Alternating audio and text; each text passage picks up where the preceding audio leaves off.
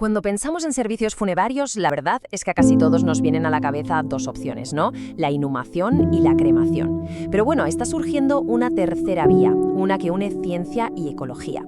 Hoy vamos a explorar precisamente eso, la hidrólisis alcalina, una práctica que está cambiando nuestra idea de lo que es el último adiós. Y todo parte de esta pregunta, que es clave. ¿Puede un funeral ser ecológico? Es que, a ver, en un mundo cada vez más consciente de la sostenibilidad, es lógico que muchas personas busquen que sus decisiones finales reflejen sus valores. Y esto, claro, ha abierto la puerta a alternativas que hasta hace poco nos parecerían de ciencia ficción.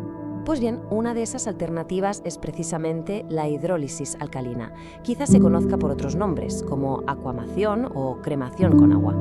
Básicamente se presenta como una opción moderna que, en lugar de usar fuego o tierra, utiliza el agua como elemento principal para, gestionar los restos mortales.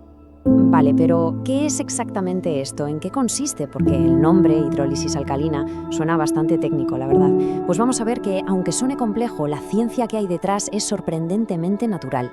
En esencia, lo que hace la hidrólisis alcalina es acelerar, y mucho, el proceso de descomposición que ocurre en la naturaleza. En lugar de usar fuego, como en la cremación, aquí se utiliza una combinación de agua, un compuesto alcalino, de ahí el nombre, y un entorno con calor y presión totalmente controlados. El proceso en sí se puede dividir en 3 pasos clave. Primero, el cuerpo se introduce en una cámara hermética con la solución alcalina. Después, se aplica calor y presión para disolver suavemente los tejidos.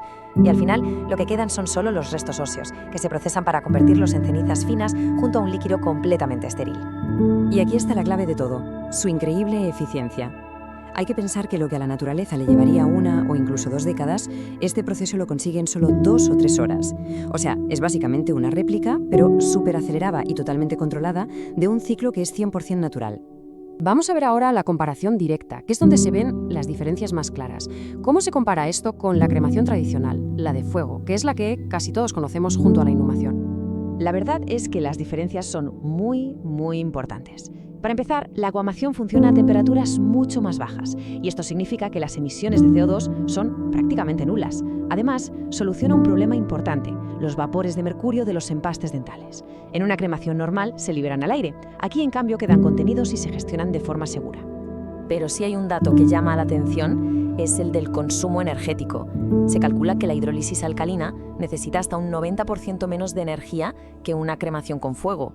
Un 90%. Es una cifra que, habla por sí sola sobre el potencial ecológico que tiene este método. Claro que, como cualquier tecnología nueva, no todo es perfecto desde el principio. La acuamación tiene un montón de ventajas claras, pero también se enfrenta a algunos obstáculos importantes para que se pueda adoptar de forma masiva. Vamos a verlos. Las ventajas, como hemos visto, son sobre todo ecológicas. Reduce la huella de carbono, el gasto de energía, incluso la necesidad de espacio en los cementerios. Y hay un detalle fascinante. El líquido que queda al final es estéril, pero rico en nutrientes. Tras un tratamiento, se puede usar como fertilizante. Es como cerrar el ciclo de la vida de una forma muy directa. Pero, por otro lado, están los desafíos, y no son pequeños. Para empezar, la regulación. En muchos países simplemente no está legislado, y eso limita mucho su disponibilidad. Luego está el coste inicial del equipo, que es bastante alto para las funerarias. Y, como no, el factor cultural. Hay que admitir que la idea de disolver un cuerpo en agua puede chocar un poco con los ritos a los que estamos más acostumbrados. Y hablando de regulación, esto nos lleva directamente a ver cómo está el panorama legal en el mundo, dónde es posible optar por este método y dónde no. La verdad es que la situación cambia muchísimo de un país a otro. Quienes van a la cabeza son los países de Norteamérica. Es legal en más de 20 estados de Estados Unidos y en varias provincias de Canadá. En Europa vamos más lentos. El Reino Unido está en ello, pero en la mayor parte de la Unión Europea, de momento, solo se permite para animales.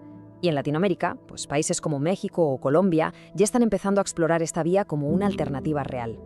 Todo esto nos lleva a una reflexión final, ¿no? Sobre cómo una innovación así, tan diferente, dialoga o a veces choca de frente con tradiciones y ritos que llevan siglos con nosotros.